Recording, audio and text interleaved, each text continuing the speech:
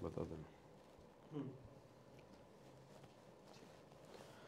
बंदी छोड़ सतगुरु रामपाल जी परमेश्वर जी की जय हो। परमपिता परमात्मा सारी सृष्टि के रचनहार कुल मालिक असंख्य ब्रह्मांडों के स्वामी जगत गुरु तीनों लोकों में प्रवेश करके सबका भरण पोषण करने वाले राजाधिराज आत्माधार नाथों के नाथ देवों के देव महादेव सर्वेश्वर महेश्वर मृत्युंजय अजरो अमर आदि अनादि सनातनी प्रभु जगत पिता जगदीश्वर श्री श्री 1008 की उपाधि के वास्तविक अधिकारी अकाल मूर्त शब्द स्वरूपी राम वासुदेव सर्वगतम ब्रह्म परम पूजे प्रथम पूजे परम सृष्टि के रचनहार कुल। स्पीकर चल रहा डबल डबल लकी है। स्पीकर डबल डबल क्यों चलता है? डबल चल रहा था। इसमें भी आती है आवाज़, मैं बोलता हूँ तब। चलो। परम पूज्य प्रथम पूज्य परम संत परम पुरुष परम धनी परम दयालु सत्य कबीर हक्का कबीर अल्लाह कबीर अल्लाह अकबर बाखबर अल्लाह ताला जगत के तारणहार जगत के मुक्तिदाता जगत के जगन्नाथ हारे के सहारे हिंदुओं के राम मुसलमानों के अल्लाह सिखों के वाहिगुरु ईसाइयों के मसीह दया के सागर दया निधि करुणा के सागर करुणा निधि स्वयंभू परिभू संकट मोचन कष्ट हरण मंगल करण दुख भंजन अविगत कबीर निर्विकार निर्विषम परमात्मा अलय अलेख सतगुरु आदि अनादि सतगुरु असली मर्यादा पुरुषोत्तम असली राम असली कृष्ण असली घनश्याम असली मुरारी राजाओं के राजा महाराजाओं के महाराजा शहनशाहों के शहनशाह सम्राटों के सम्राट भगवानों के भगवान अल्लाहों के अल्लाह प्रभुओं के प्रभु मसीहाओं के मसीह सच्चे वाहिगुरु बाबाओं के बाबा पीरों के पीर सेठों के सेठ जगत सेठ सावड़सा सेठ सर्वगुण संपन्न अनंत कोटि कलाओं के स्वामी अनंत कोटि ब्रह्मांडों के नायक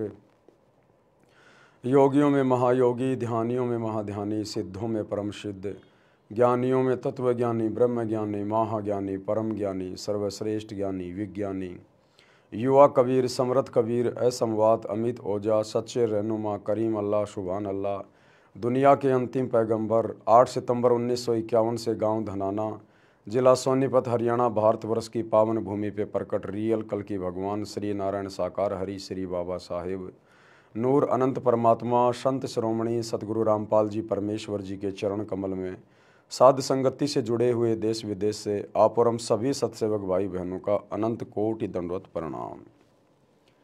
सत्साई भाई और बहनों, दया परम पिता परमेश्वर जी की सतगुरु रामपाल जी भगवान की जिनके शुभ आशीर्वाद से विशेष आशीर्वाद से आप और हम सभी सत्सेवक भाई बहन इस तत्व ज्ञान को आधार बनाकर भक्ति मार्ग पर मोक्ष मार्ग पर दृढ़ता के साथ निरंतर आगे की ओर बढ़ रहे हैं। भाई और बहनों, इस कलयुग की पिछली पीढ़ी में सतगुरु रामपाल जी परमेश्वर जी की विशेष रजा से आप और हम सभी सत्सेवक भाई बहन साध संगति से जुड़े हुए हैं, क्योंकि साध संगति सतलोक के लिए परमात्मा की सतभक्ति का ट्रेनिंग सेंटर है। साध संगति से जुड़कर ही हम अपने गुरु को परमात्मा के रूप में जान सकते हैं, पहचान सकते हैं।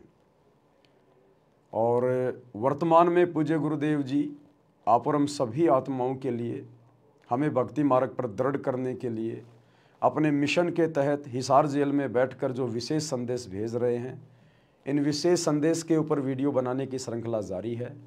इसी श्रृंखला में आज हमारा ये 7वें नंबर का वीडियो है, यानी विशेष संदेश नंबर 7 पर आज हम गुरुदेव के ज्ञान आधार से उन्हीं के आशीर्वाद से विश्लेषण करेंगे।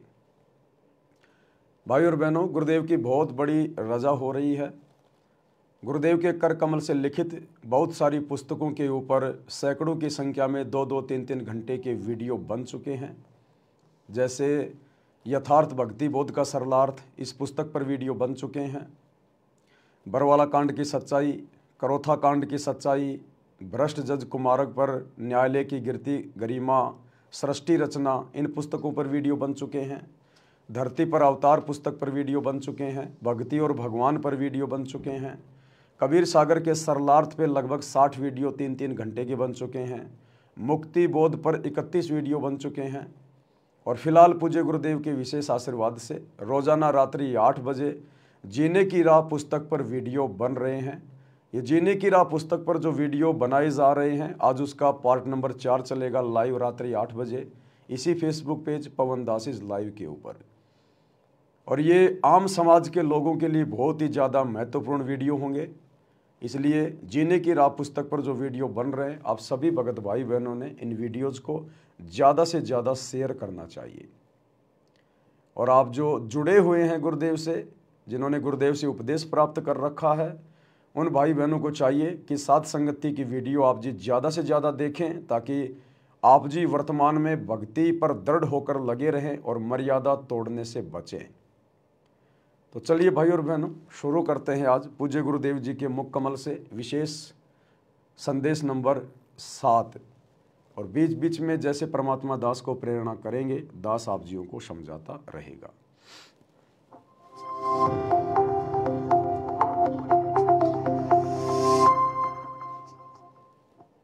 सत साहिब। बंदी छोड़ सतगुरु रामपाल जी भगवान की जय हो। हमें हमारे पूज्य गुरुदेव जब भी सत साहिब बोले तो हमने सत साहिब का जवाब सत साहिब में नहीं देना है, केवल उनके नाम का प्यारा सा जयकारा लगा देना है, जय बंदी छोड़ की जय हो परमात्मा की, या फिर बंदी छोड़ सतगुरु रामपाल जी भगवान की जय हो। हाँ, यदि हमारे भगत भाई बहन हमारे को सत साहिब बोले तो हम प्यार से सत साहिब का जवाब सत साहिब में दे सकते हैं, लेकिन गुरु को सत साहिब का जवाब सत साहिब में नहीं दिया जाता है। जिस प्रकार यदि आपके पिता आपसे हाथ मिलाना चाहें तो आप जी हाथ नहीं मिलाओगे अपने पिता से, आप उनके चरण छुओगे जैसे पहले हम छुआ करते थे, या हाथ जोड़ के झुक के आप उनको प्रणाम करोगे कि प्रणाम पिताजी। इसी प्रकार सतगुरु रामपाल जी हमारी आत्मा के पति हैं, हमारे पिता हैं, परमेश्वर हैं। और सत साहिब का जवाब सत साहिब में अपने बाप को नहीं दिया जाता है, अपने बाप के पैर छुए जाते हैं, दंडवत किया जाता है। तो जब भी हमारे गुरुदेव कभी सत साहिब हमें बोलें तो हमने तुरंत दंडवत प्रणाम करना है, यदि भी हमारे सामने है तो। यदि सामने नहीं है तो फिर हमने उनके नाम का जयकारा लगाना है कि बंदी छोड़ सतगुरु रामपाल जी भगवान की जय हो। सतगुरुदेव की जय। बंदी छोड़ कबीर साहिब जी की जय। बंदी छोड़ गरीबदास जी महाराज जी की जय। स्वामी राम देवानंद जी गुरु महाराज जी की जय हो। इसके बाद जब भी हमारे गुरुदेव जयकारे लगाते हैं, हमारे गुरुदेव बहुत सारे जयकारे लगाते हैं, क्योंकि परमात्मा पे कोई कर्म लागू नहीं होता इस काल के लोक में। कर्म आप और हम जीव आत्माओं के ऊपर लागू हैं, इसलिए हमने केवल पतिव्रता पद पे रह के भक्ति करनी है। एकमात्र जयकारा हमने अपने गुरु जी का ही लगाना है और किसी का नहीं लगाना। तो आपने नोटिस किया होगा, जब भी गुरुदेव तीनों समय की आरती हमें सिखाने के लिए कि आरती कैसे की जाती है, जिसके वीडियो रिकॉर्ड कर रखे हैं, जब भी गुरुदेव तीनों समय की आरती में बोलते हैं तो सबसे पहले जयकारे लगाते हैं। कोई भी सत्संग करते हैं सबसे पहले बहुत सारे जयकारे लगाते हैं, गरीबदास जी का, स्वामी रामानंद जी का, बहुत सारे धामों का। लेकिन आपने नोट किया होगा, और तो सभी जयकारे गुरुदेव लगाते हैं, लेकिन एक जयकारा हम सभी भगत भाई बहन लगाते हैं, और वो है अपने गुरुजी का जयकारा। और जब हम गुरुजी का जयकारा लगाते हैं तो गुरुजी चुप हो जाते हैं, और जब गुरुजी जयकारे लगाते हैं तो हम भगत भाई बहन चुप रहते हैं। क्या मतलब है इसका? इसका मतलब ये है कि बाकी जयकारे तो गुरुजी लगा रहे हैं, और जब गुरुजी का जयकारा लगाने का समय आता है तो हम सभी भाई बहन चुप हो जाते हैं, हम केवल अपने गुरुजी का ही जयकारा लगाते हैं। तो भक्तों ने केवल अपने गुरु का ही जयकारा लगाना होता है, इसलिए गुरुजी हमसे और कोई जयकारा नहीं लगवाते। बाकी सारे जयकारे गुरुदेव स्वयं लगाते हैं। गरीबदास जी की जय, स्वामी राम देवानंद जी की जय, फलाने धाम की जय, सर्व धर्मों की जय, सर्व भक्तों की जय, धर्मी पुरुषों की जय, श्री काशी धाम की जय। सारे जयकारे गुरुजी लगाते हैं। केवल एक जयकारा जब गुरुजी के नाम का जयकारा लगाने का समय आता है तो गुरुजी चुप हो जाते हैं। यानी भक्तों ने केवल अपने गुरु का ही जयकारा लगाना होता है। यदि आपने किसी और का जयकारा लगाया, क्योंकि गुरु यानी परमात्मा, और परमात्मा के अलावा सभी जीव हैं, और जीव का जयकारा लगाने का मतलब है उसकी पूजा करना, पतिव्रता धर्म से नीचे गिरना, क्योंकि जयकारा लगाना, दंडवत प्रणाम करना, ये सब पूजा में आते हैं। पूजा में तो पूजा हमने केवल अपने गुरु की करनी है, किसी और की नहीं। तो जयकारा भी हम केवल अपने गुरु जी का लगाएं, बाकी और किसी का ना लगाएं। छोड़ सतगुरु रामपाल जी भगवान की जय हो। सर्व संतों की जय, सर्व भक्तों की जय, धर्मी पुरुषों की जय, श्री काशी धाम की जय, श्री सुडानी धाम की जय, श्री क्रोथा धाम की जय, श्री बरवाड़ा धाम की जय। सत्साही गरीब नमो नमो सत्य पुरुष को, नमस्कार गुरु की नहीं, सुर नर मुनि जन साधु, संतों सर्वस दीन। सतगुरु साहिब संत सब, दंडवतम प्रणाम, आगे पीछे मध्य हुए, किनको पूर्व।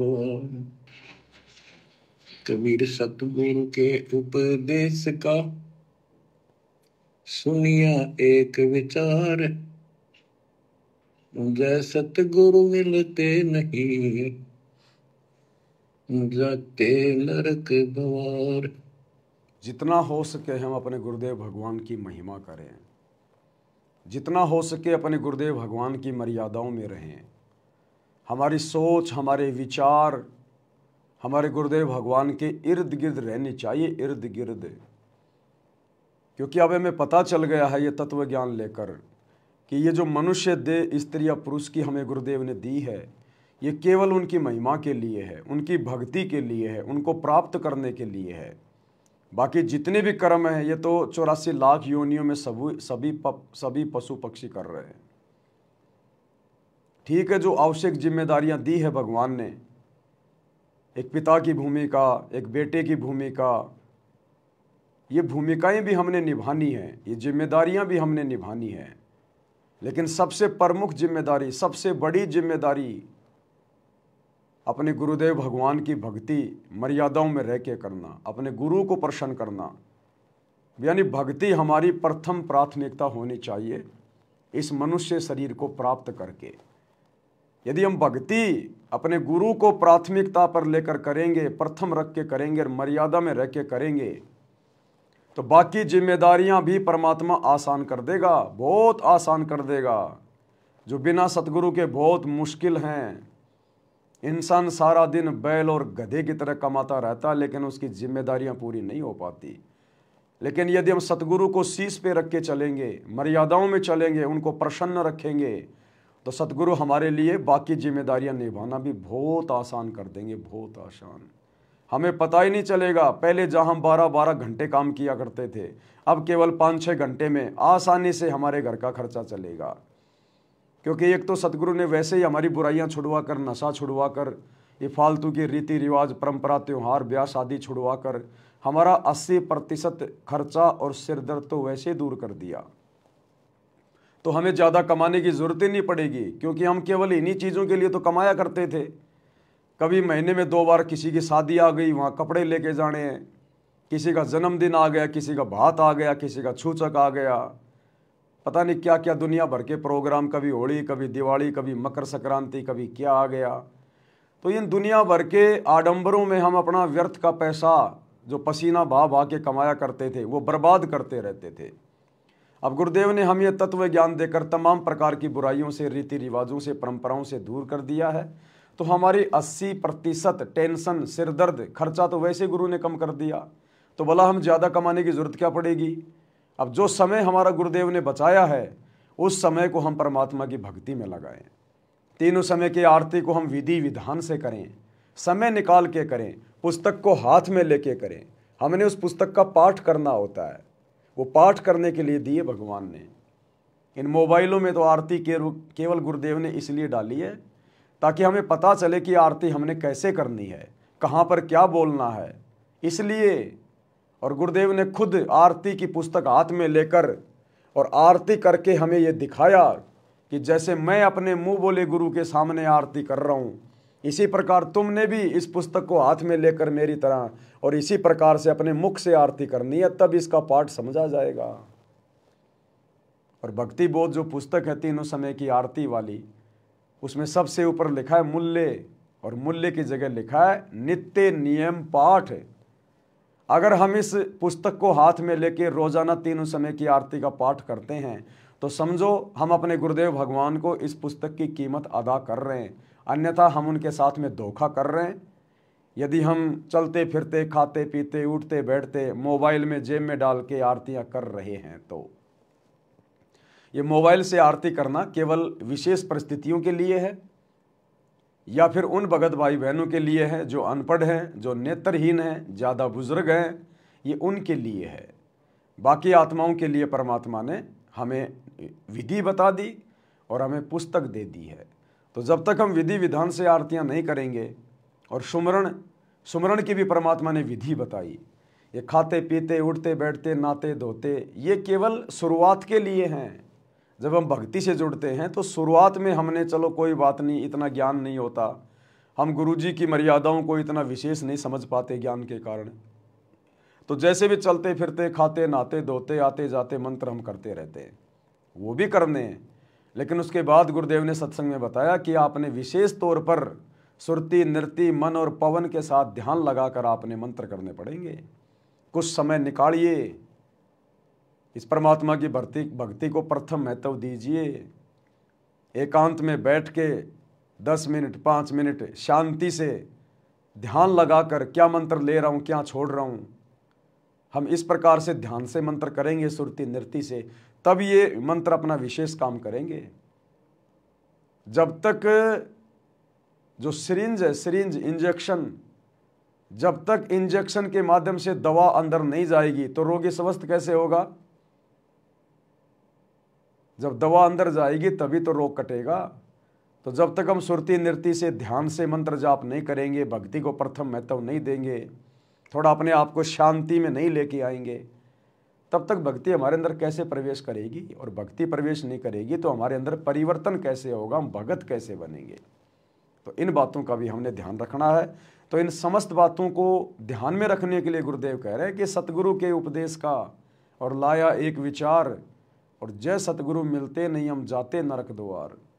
अगर हमें ऐसा सतगुरु ना मिलता, ऐसा अनमोल ज्ञान प्रदान ना करता, ऐसी अनमोल भक्ति ना देता, तो आज हमारी क्या हालत होती? बाकी दुनिया वाले देख लो, आए दिन अखबार में क्या आता है, छोटे से जमीन के टुकड़े पे झगड़ा हो गया, लड़ाई हो गई, सर फूट गया, परिवार के 2 व्यक्ति मर गए, गाड़ियां एक्सीडेंट हो रही है, लोग गाड़ियों में मर रहे हैं, कट रहे हैं, किसी की आंख फूट गई, किसी का हाथ कट गया, सारा दिन भाग दौड़, एक पैर भी इंसान का टिकता नहीं है, दुनिया भर की टेंशन सारा दिन दिमाग में लाद के चलता है, रात को नींद भी ढंग से नहीं ले पाता, सुबह उठते फिर वही प्रक्रिया। तो सतगुरु से उपदेश लेने के बाद हमें किस कदर आत्मिक शांति प्राप्त हुई है, हमें कितना आनंद महसूस हो रहा है, हमें वास्तव में जीने का आनंद सतगुरु की शरण में आने के बाद हुआ है। और जब ऐसे गंदे लोक में सतगुरु हमें भक्ति देकर इतना आनंद दे सकता है, तो सोचो फिर सतगुरु का शतलोक क्या होगा, जिसके बारे में सतगुरु दिन रात गुण गाते हैं, उसकी महिमा करते हैं और हमें वहाँ चलने के लिए प्रेरित करते रहते हैं कि बच्चों शतलोक चलो, वहाँ के सुख अखंड हैं। यहाँ पर ब्रह्मा विष्णु महेश को भी वो सुख नहीं है जो सतलोक में तुम्हारे चरणों में पड़े रहते हैं। 4 माया 4 दास, मालिक की वाणी है, 4 मुक्ति जहाँ चंपी करती माया होरी दासी, और दास गरीब अभय पद परसै वो मिले राम अविनाशी। तो हमने कुछ देर सतगुरु के सत्संगों पर सत्संग सुनने के बाद हमने थोड़ा विचार भी करना चाहिए, चिंतन मनन भी करना चाहिए, अपने जीवन में हो रहे परिवर्तन को भी देखकर गुरुदेव का धन्यवाद करना चाहिए कि परमात्मा हम पशुआजन जीव थे और आपने हमारे को इंसान बनाया, इंसान से देवता बनाया, और अब तो आपने देवताओं से भी ऊपर की कैटेगरी में लाके खड़ा कर दिया। क्योंकि देवता तो झूठ भी बोलते हैं, देवताओं में राग द्वेष ईर्ष्या मान बढ़ाई लड़ाई झगड़ा सब कुछ है, देवता राज्य प्राप्ति की इच्छा चाहते हैं, लेकिन आज आप और हमारी परमात्मा ने वो सारी इच्छाएं मिट दी, सतगुरु मिले तो इच्छा मेटे, पद मिल पदे समाना। आज हम देवताओं से भी कई गुना उच्च कोटि की आत्माएं बन चुकी हैं। इस कदर परिवर्तन गुरुदेव ने हमारे अंदर कर दिया है। कीट न जाने भृंग को, गुरु कर ले आप समान। तो कब गुरु ने हमें अपने जैसा बना लिया, हमें पता भी नहीं चल रहा। लेकिन ये परिवर्तन उन्हीं आत्माओं में होता है जो आत्माएं अपने गुरु को अपना इष्ट मानकर, परमात्मा मानकर, संसार से पीठ फेर कर और संघर्ष करते हुए भक्ति मार्ग पर दृढ़ता के साथ आगे की ओर बढ़ते हैं। वही आत्माएं अपने अंदर परिवर्तन महसूस कर पाती हैं। अन्यथा ज़्यादातर संगत आपको देखने को मिलेगी, जब आश्रमों में आएगी, सत्संगों में आएगी, तो एक नंबर के भगत बने दिखाई देंगे, और जैसे ही आश्रम से बाहर निकलेंगे कोई कह भी नहीं सकता कि ये जगत वाले हैं या फिर ये भगत हैं। तो परमात्मा कहते हैं जो पतिव्रता स्त्री होती है वो घर में और बाहर एक समान रहनी चाहिए, क्योंकि उसका पति, उसका गुरु अंतर्यामी है। वो पल पल उसकी हर एक हरकत पे नजर रखता है। और यदि पति नाराज हो गया तो फिर औरत का फिर कहाँ सम्मान रह जाएगा, उसका तो जीना मुश्किल हो जाएगा। तो हम आत्मा हैं, हमारे गुरु हमारे पति परमेश्वर हैं, और ये अंतर्यामी हैं, समर्थ हैं, दिव्य दृष्टा हैं। हम इनसे कुछ भी नहीं छुपा सकते। अपनी मन की बात भी हम अपने गुरु से नहीं छुपा सकते। इसलिए मन में भी बहुत सोच समझ के विचार करें। जब भी हम कभी अपने गुरुदेव के बारे में बोलें या सोचें तो हमने ये सोचना चाहिए कि मैं गुरु जी के बारे में नहीं सोच रहा, मैं गुरु जी के बारे में नहीं बोल रहा, मैं परमात्मा कबीर जी के बारे में बोल रहा हूँ, परमात्मा कबीर जी के बारे में सोच रहा हूँ। हमने इस तरह सावधानी रखकर चिंतन मनन अपने गुरुदेव के विषय में करना चाहिए। अगर जरा भी त्रुटि हो गई तो परमात्मा हमसे कोसों दूर हो जाएंगे। इसलिए हमने गुरुदेव के उपदेशों पर, गुरुदेव के वचनों पर, गुरुदेव के सत्संगों पर हमने चिंतन मनन भी करना चाहिए ताकि हम आगे बढ़ें। नरक द्वार में दूत सब करते खेचा तान, उनसे कभू नहीं छूटता फिरता चारों खाने। कबीर चार खानी में भरमता, कबहू न लगता तार। सो फेरा सब मिट गया, मेरे सतगुरु के उपकार। बिना सतगुरु की सच्ची भक्ति के या आम इंसान तो छोड़िए, देश का राजा भी, ब्रह्मा विष्णु महेश भी अपने एक छोटे से संस्कार में परिवर्तन नहीं कर सकता। छोटे से संस्कार में श्री विष्णु जी को नारद जी का श्राप लगा था। ये 3 लोक का भगवान अपने उस प्रारब्ध में परिवर्तन नहीं कर पाया। अपने भतीजे नारद का श्राप भोगने के लिए पृथ्वी पर त्रेता में रामचंद्र रूप में आना पड़ा, रामचंद्र रूप में। बिना सतगुरु की सच्ची, और बाली को मारा था त्रेता युग में, द्वापर में उसको भुगतना पड़ा। द्वापर में उसको अपना वो कर्म काटना पड़ा। आज पता नहीं भाई और बहनों, स्पीकर डबल डबल बोल रहा आज। तो बिना सतभक्ति के 3 लोक के भगवान भी अपने प्रारब्ध का कर्म नहीं काट सकते, संस्कार नहीं काट सकते, इनको भी भोगना पड़ता है। फिर आम व्यक्ति की भला क्या औकात। इसलिए हमने अपने गुरुदेव के सत्संगों पर हमने विचार करना चाहिए कि मेरे गुरुदेव भगवान ने किस कदर मेरे कर्म काट दिए हैं। काटना पड़ा। सत्साई भगत जी, दूसरा स्पीकर दो, पता नहीं इसमें डबल डबल आवाज आ रही है। क्या दिक्कत है? अपना आप बोल रहे हैं वो वाला स्पीकर। किसी का ब्लूटूथ चालू है तो बंद करना ना इस स्पीकर को। किसने कनेक्ट किया था? रुक जाओ, अब आपका ब्लूटूथ बंद कर लो।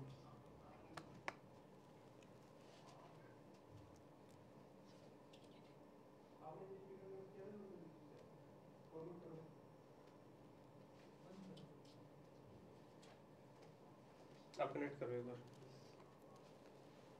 नोटिफिकेशन वगैरह सब बंद करके रखो ना इनके। कनेक्ट ही है तो इससे कनेक्ट है ना, चला के देखो एक बार। चल तो रहा है लेकिन बीच बीच में फिर और आवाज़ आ रही किसी है ना और का इसमें। ब्लूटूथ से भी कनेक्ट है ये। किसी और का किसका कनेक्ट होगा? अब सुनो आ रही है। आएगी फिर बीच में हो जाएगा फिर। चलो नहीं, जाओ। सबके करो।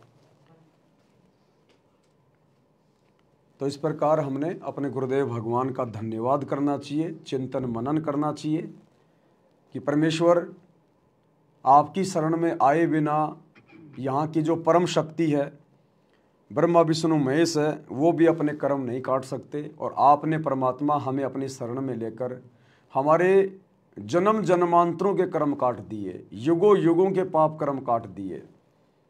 हम 84 लाख योनियों में जाने थे, वहाँ कष्ट उठाने थे। ये परमात्मा आपने अपनी शरण में लेकर हमें गधे कुत्ते सूअर बनने से बचाया। हमारे भाग्य में ना जाने आगे क्या क्या संकट थे, क्योंकि ये कलयुग चल रहा है। इस समय केवल हमारे पाप कर्म बचे हुए थे, पुण्य हम पहले के युगों में खा चुके थे, खर्च कर चुके थे, और पाप कर्मों के कारण ना जाने क्या क्या दुख हमारे ऊपर आने थे। लेकिन आपके शरण में आने के बाद आपने हर प्रकार से हमारे पाप कर्मों का सत्यानाश कर दिया। कबीर जब ही सतनाम हृदय धर्यो भयो पाप को नाश, और जैसे चिनगारी अग्नि की पड़े पुराने घास। तो ऐसे दीन दयाल सतगुरु की हम जितनी महिमा करें, जितना गुणगान करें, उनके सत्संगों पर हम जितना चिंतन मनन करें, बार बार उनका धन्यवाद करें, उतना ही कम है। और जय जय सतगुरु मेरे की, जय जय सतगुरु मेरे की, सदा साहिबी सुख से वसियो, अमरपुरी के डेरे की। जय जय सतगुरु मेरे की, जय जय सतगुरु मेरे की, सदा साहिबी सुख से वसियो, सतलोक के डेरे। निर्विकार निर्भय तू ही, और सकल वैमान, वेदी साधो और सकल वैमान, सब पर तेरी साहिबी, सब पर तेरी साहिबी, तुझ पर साहिब नाम, निर्विकार निर्भय। निर्विकार निर्भय तू ही, और सकल भयमान, सब पर तेरी साहिबी, तुझ पर साहिब नाय। आज हमें ऐसी समर्थ शक्ति सतगुरु के रूप में प्राप्त हुई है। असंख्य ब्रह्मांडों के स्वामी, जाके अर्ध रोम पर शकल पशौरा। ये पूरी सृष्टि 21 ब्रह्मांड काल के, 7 शंख ब्रह्मांड अक्षर पुरुष के, शतलोक जिसका और छोर नहीं, ऊपर के तीनों लोक जिनके विषय में कहा नहीं जा सकता, ये सकल सृष्टि जिस कबीर भगवान के आधे बाल के ऊपर ठहरी हुई है। ऐसा समर्थ परमात्मा जो आज हमें सतगुरु के रूप में प्राप्त हो गया, जहाँ के अर्ध रूम पर शकल पसारा, ऐसे पूर्ण ब्रह्म हमारा। तो आप और हम कितने सौभाग्यशाली हैं। ये निर्विकार परमात्मा है, निर्भय है, निडर है। इनके अलावा सृष्टि में सब जीव हैं, जो भी देव महादेव हैं, और वे सभी भयभीत रहते हैं। देवता राक्षसों से भयभीत रहते हैं। देवताओं का राजा इंद्र 24 घंटे भयभीत रहता है, कहीं राक्षस हमला करके राज्य ना छीन लें, कहीं पृथ्वी पर कोई मेरा इंद्र का पद प्राप्त करने योग्य कोई तप ना कर रहा हो, कोई भक्ति ना कर रहा हो। ब्रह्मा विष्णु महेश दुखी, हमेशा भयभीत। अक्षर पुरुष भी दुखी, वो भी भयभीत। 21 ब्रह्मांड का स्वामी काल भी भयभीत कि कहीं परमात्मा आकर जीवों को सतलोक ना ले जाए, मैं क्या खाऊंगा, मैं भूखा मर जाऊंगा। और आम प्राणियों के तो फिर औकात ही क्या है। धरती का राजा भयभीत, जैसे ही 4 साल पूरी होती हैं, 5वां वर्ष शुरू होता है, चुनाव आते हैं, 24 घंटे उसकी घिग्गी बंदी रहती है। 24 घंटे टेंशन, रात को गोली खा खा के सोता है कि अब की बार पीएम रहूँगा नहीं रहूँगा, अब की बार सीएम रहूँगा नहीं रहूँगा। एक सरपंच को चिंता शुरू हो जाती है, अगली बार क्या होगा, हारूंगा या जीतूंगा। आम आदमी तो 24 घंटे वैसे ही बेचारा भयभीत रहता है। किसी के ऊपर कर्जा चढ़ा हुआ है तो मांगने वालों का डर, परिवार के पालन पोषण में सारा दिन बेचारा भटकता रहता है। तो कहते हैं यदि सकल सृष्टि में एकमात्र कोई समर्थ है, निर्विकार, निर्भय, निडर है, तो केवल कबीर भगवान है। कबीर परमात्मा, देवों का देव, और वे देवों के देव आज हमें सतगुरु रामपाल जी के रूप में प्राप्त हैं। तो परमेश्वर हमें भी अपने जैसा बनाएंगे। बलिहारी गुरु आपना, घड़ी घड़ी 100 बार, मानु से देवता की आकरत न लाई बार। गुरु को कीजिए दंडवत कोटि कोटि प्रणाम, और कीट न जाने भृंग को, यूं सतगुरु कर ले आप समान। तो सतलोक ले जाने के लिए सतगुरुदेव भगवान हमें अपने जैसे गुणों से युक्त करेंगे। हम जीव हैं, हम पीव नहीं बन सकते, लेकिन पीव के कुछ गुण हमने अपने अंदर लाने पड़ेंगे। उनकी भक्ति से, उनके आशीर्वाद से, मर्यादाओं में रहकर सतभक्ति करने से, तब हम सतलोक के अधिकारी बनेंगे। और उसी के लिए गुरुदेव ने पूरी प्रोसीजर शुरू कर रखी है। उसी के लिए ये इतना संघर्ष, सत्संग, मर्यादा, एक भगत की भूमिका करके गुरुदेव हमें समझा रहे हैं कि एक भगत कैसा होना चाहिए, भक्ति मार्ग पर किस कदर उसने दृढ़ता के साथ मर्यादाओं में रहकर आगे बढ़ना चाहिए। ये सत्संग कर करके काललोक के कष्ट, दुख परमात्मा ने हमें क्यों समझाए, क्यों बताए, ताकि यहाँ से हमारी आस्था हटे और सतलोक के सुखों में हमारी आस्था लगे। तभी तो हम ऊपर बढ़ेंगे, तभी तो हम सतलोक जा पाएंगे। अगर हमारी आस्था यहीं पर थोड़े बहुत सुख प्राप्त करके बनी रही, तो भाई परमात्मा कहते हैं जहाँ आशा तहाँ बासा होई, मन कर्म वचन सुमरियो सोई। तो फिर बात वो की वो रह जाएगी। अगर पार नहीं हुए तो क्या फायदा फिर इस भक्ति पर लगकर इतनी मर्यादा निभाना, इतना संघर्ष करना, इतना समय देना, फिर क्या फायदा हुआ। तो भाई और बहनों, हमारा टारगेट केवल एक ही होना चाहिए।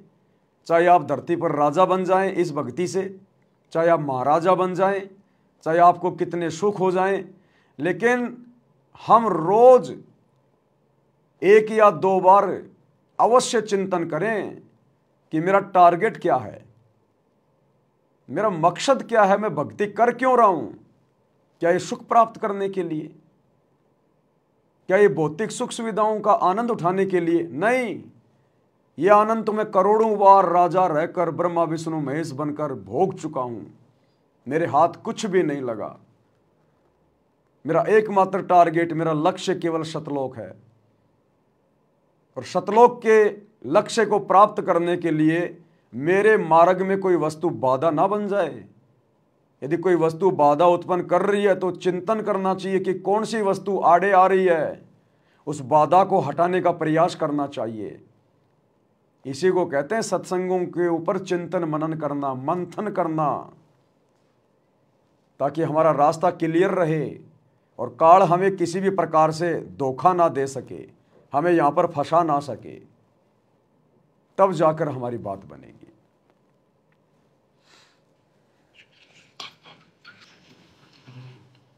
परम पिता परमात्मा कबीर जी की असीम कृपा से बच्चों, आपका जन्म ऐसे शुभ समय में हुआ है अब के आपका असल जन्म का भी कष्ट कट जाएगा। ये लोक अच्छा नहीं है, यहाँ कोई भी चीज सुख वाली नहीं है।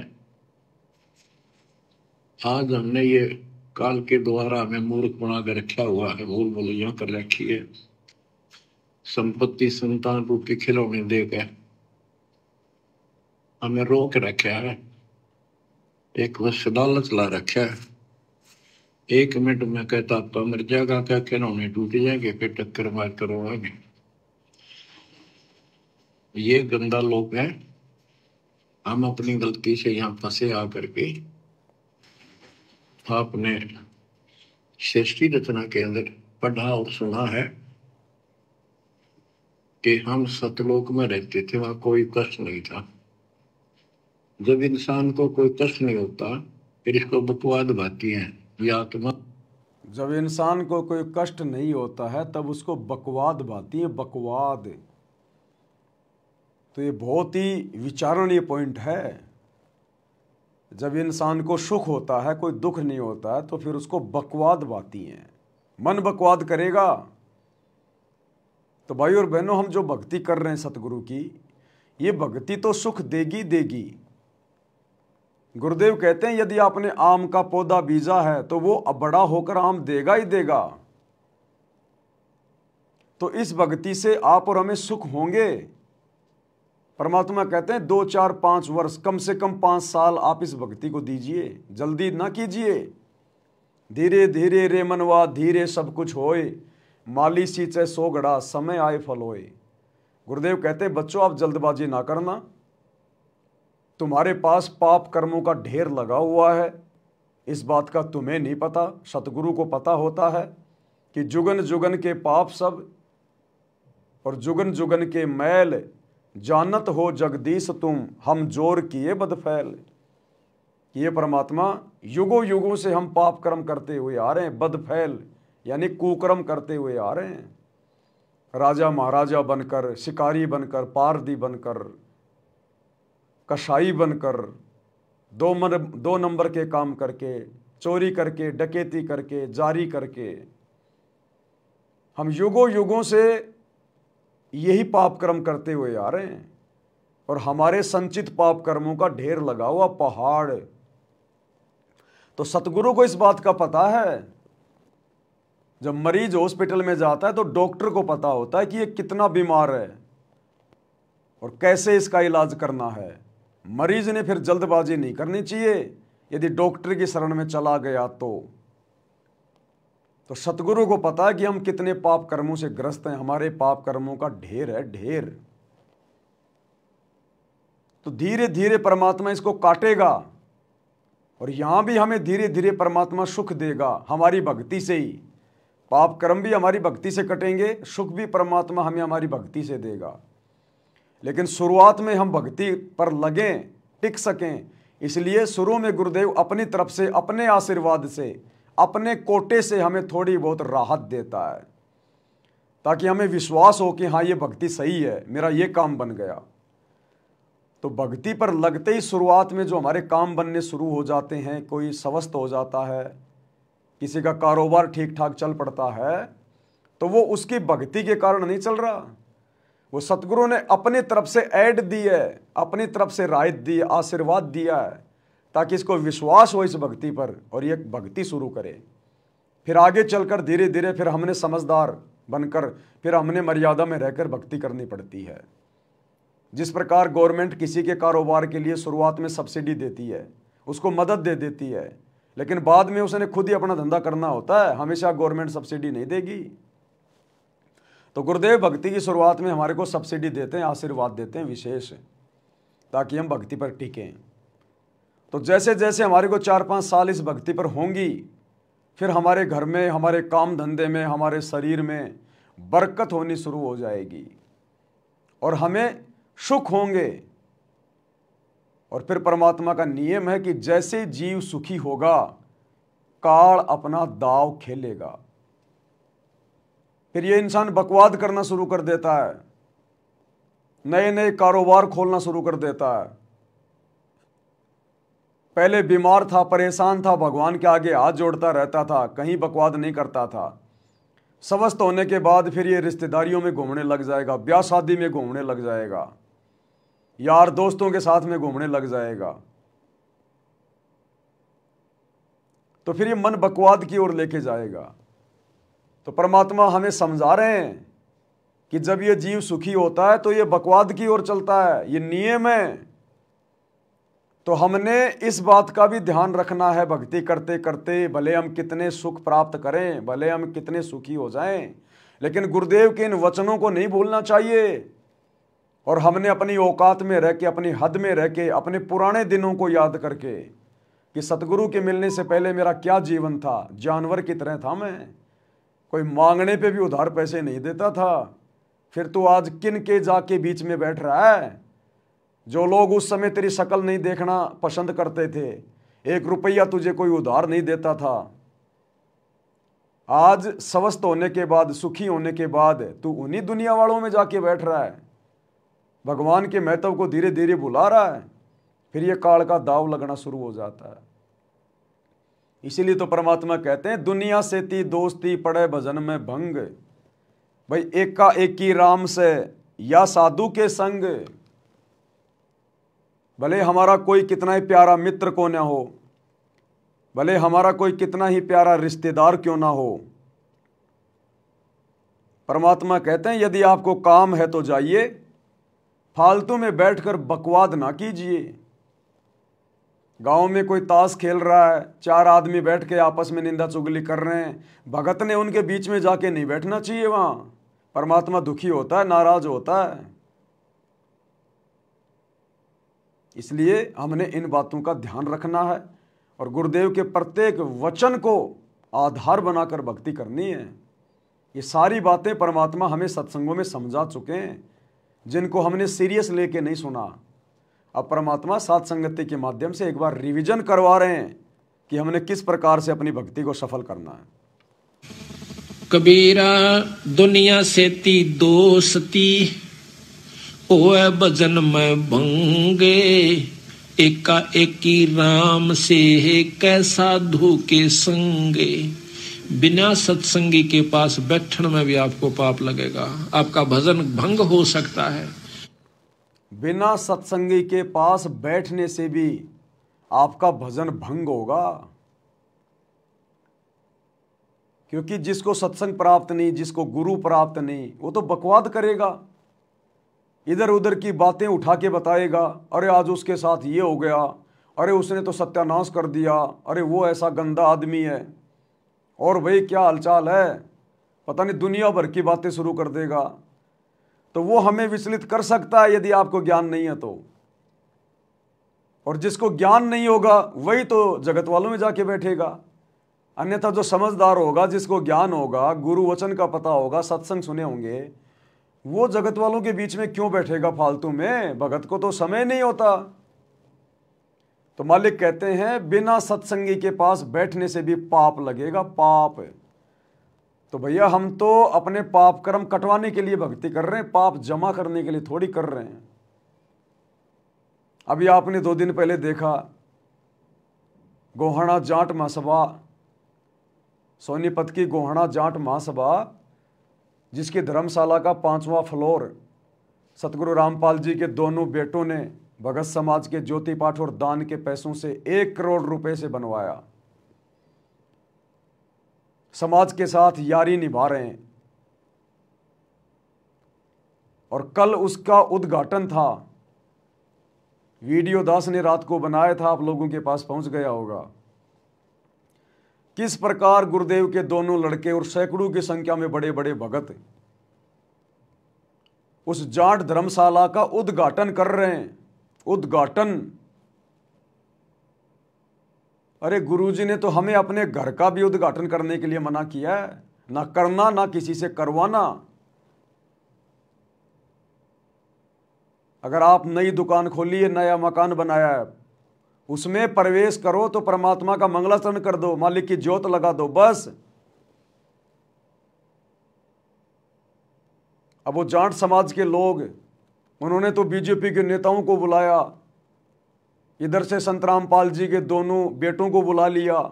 अब बेटे अकेले थोड़ी जाएंगे, सैकड़ों भक्तों को साथ में ले लिया।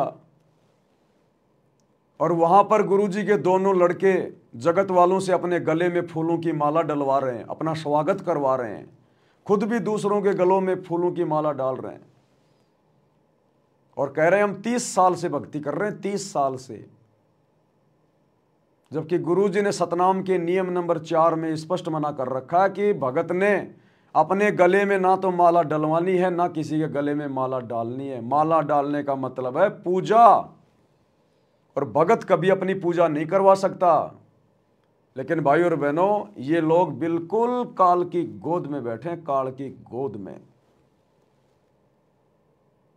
इन्हें सतगुरु से, सतगुरु की मर्यादाओं से कोई लेना देना नहीं है। ये काल के द्वारा भेजे गए जीव हैं पृथ्वी पर। तो गुरु का वचन कभी झूठ नहीं हो सकता। साध वचन पलटे नहीं, पलट जाए ब्रह्मांड। कि जब तुम्हें सुख होंगे तो फिर तुम बकवाद की ओर चलोगे। आज गुरुजी के परिवार को सुख है। इस काल के लोक में सुख कौन मानता है? जिसके पास पैसा हो, धन हो। तो संगत ने खूब ज्योति पाठ और दान दे दे के आज इनको धनी बना दिया। इनको पात्रों के हाथों में दान दे के इनको सुखी बना दिया। अब ये कुपात्र अपने भी कर्म फोड़ रहे हैं और दान देने वाली संगत के भी कर्म फुड़वा रहे हैं। तो गुरु का वचन झूठ नहीं हो सकता, मिथ्या नहीं हो सकता भाई और बहनों। ये बहुत भयंकर षड्यंत्र है काल का।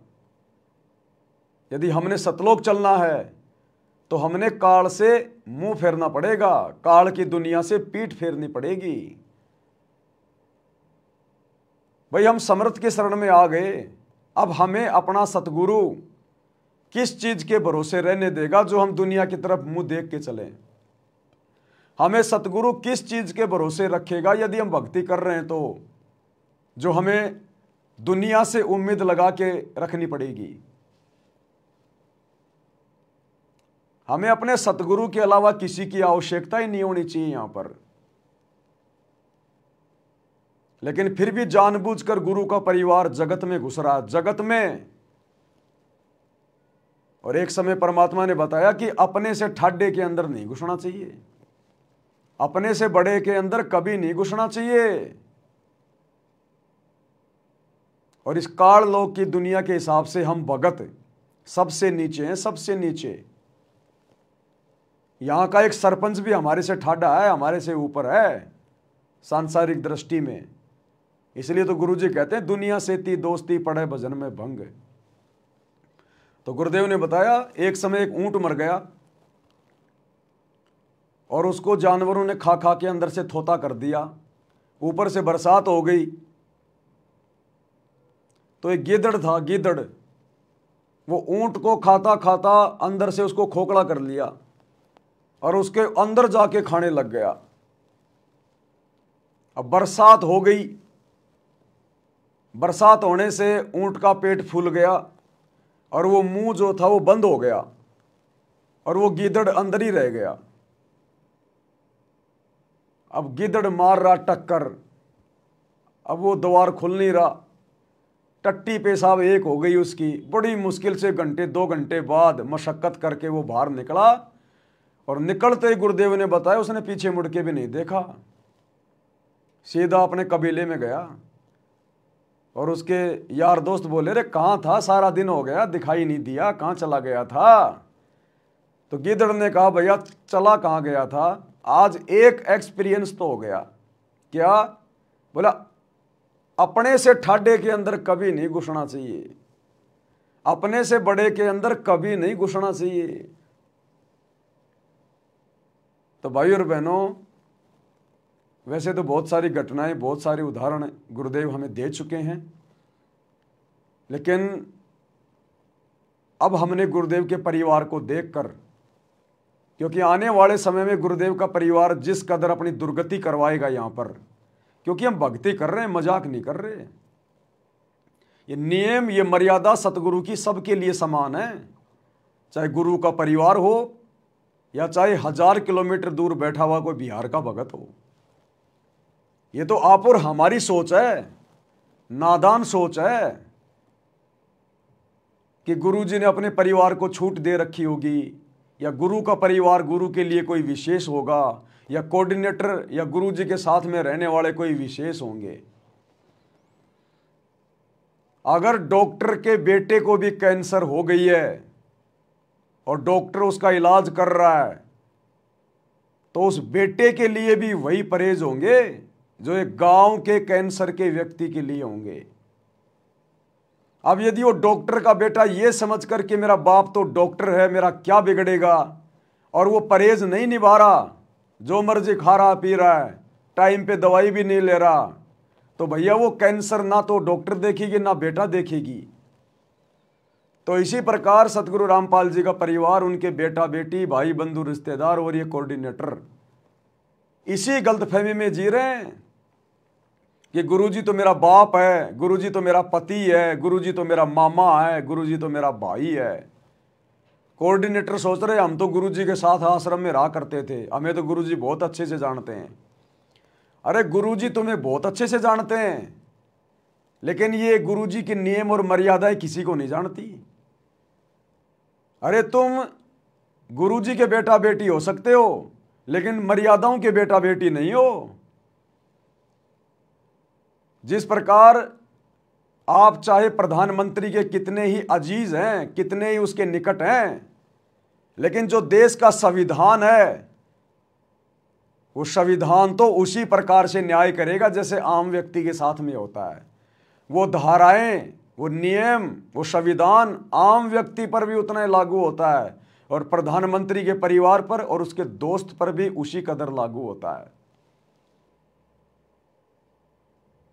तो वर्तमान में गुरुजी का परिवार इस गलतफहमी में जी रहा है और अभी इनका कुछ विशेष जो बिगड़ नहीं रहा ना, वो बिगड़ इसलिए नहीं रहा क्योंकि एक तो इनके पास में भक्ति धन थोड़ा ज़्यादा है, अभी इनकी बैटरी चार्ज है और जिस दिन ये बैटरी डिस्चार्ज हो जाएगी, क्योंकि मर्यादा वर्तमान में है नहीं, नाम सबके खंडित हैं, दिन ब दिन उल्टे काम कर रहे हैं, तो भगवान से पंगा लेने वालों की बैटरी भी बहुत जल्दी डिस्चार्ज होती है। यदि गुरु के पास में रहने वालों की बैटरी जल्दी चार्ज होती है तो गुरु की मर्यादाएं तोड़ने से फिर उनकी बैटरी भी बहुत जल्दी डिस्चार्ज होती है। तो युग परिवर्तन बहुत निकट है। ये आसमान को छूते हुए दिखाई देने वाले गुरुजी के परिवार वाले ये कब पाताल लोक में समा जाएंगे पता भी नहीं चलेगा। देखते ही देखते तब पता चलेगा संगत को और इनको कि हमने मर्यादाओं के साथ में खिलवाड़ करके कितना बड़ा जुल्म किया था। और तब पता चलेगा कि ये गुरु समदृष्टि है, समदृष्टि। ये अपनी किसी भी आत्मा में कोई भेदभाव नहीं करता। तो भाई और बहनों, हमने इन घटनाओं से भी शिक्षा लेनी है। जिस कदर काल प्रेरणा से गुरु को और भक्ति को हल्के में लेकर, मर्यादाओं को हल्के में लेकर, जिस कदर गुरु का परिवार आज काल की गोद में बैठकर तांडव मचा रहा है, भक्ति और भगवान को हल्के में ले रहा है। इसलिए परमात्मा कहते हैं जरा सा सुख होता है ये मन बकवाद की तरफ दौड़ता है, बकवाद की तरफ। तो भक्ति करते करते हमने गुरु के इन वचनों को विशेष तौर पर ध्यान रख कर आगे बढ़ना है। हे भगवान, हे गुरुदेव, कहीं ये मन मेरे साथ में कोई धोखा ना कर दे, कहीं मेरे साथ में कोई खेल ना खेल जाए।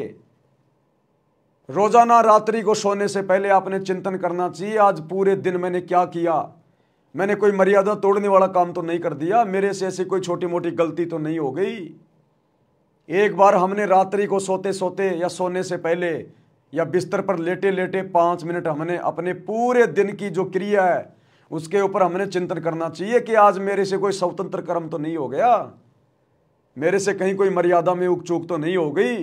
अगर हुई है जाने अनजाने में तो परमात्मा से नाक रगड़ रगड़ के क्षमा याचना करनी चाहिए। तब हमारी भक्ति सफल होगी। जब हम अपने अतीत को देख के चलेंगे और भविष्य की चिंता रखेंगे कि हमने तो सतलोक जाना है, यहाँ नहीं रहना, हमने यहाँ पर पांव फंसा के नहीं रखना, हम सैकड़ों बार, करोड़ों बार, कोटि जन्म तू राजा की ना मिटी न मन की आशा। भाई सुरपति दुखिया, भूपति दुखिया, रंक दुखी जो है बपरीती हो। ये सारे उदाहरण गुरुदेव ने दे रखे हैं कि यहाँ देवताओं के राजा भी सुखी नहीं है, खुद ये तीनों देवता भी सुखी नहीं है।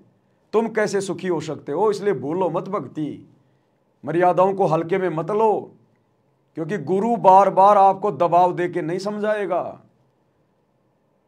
गुरु 24 घंटे आपके पीछे नहीं लगा रहेगा। गुरुजी ने सार्वजनिक तौर पर ज्ञान दे दिया, अब उन सत्संगों को आधार बनाकर हमने आगे बढ़ना होगा। फिर तो इस प्रकार से भाई और बहनों, सतगुरु का एक एक वचन परम सत्य है कि जरा सा सुख हुआ नहीं और ये काल इस जीव को तुरंत दबोच लेगा, तुरंत। इसलिए परमात्मा कहते हैं जगत वालों के साथ में जो अनुपदेशी हैं, चाहे वो रिश्तेदार हों चाहे यार दोस्त हों, यारी दोस्ती तो भक्ति में हमने रखनी नहीं है। यदि हमारा कोई यार दोस्त भी है तो हमारा गुरु है, गुरु।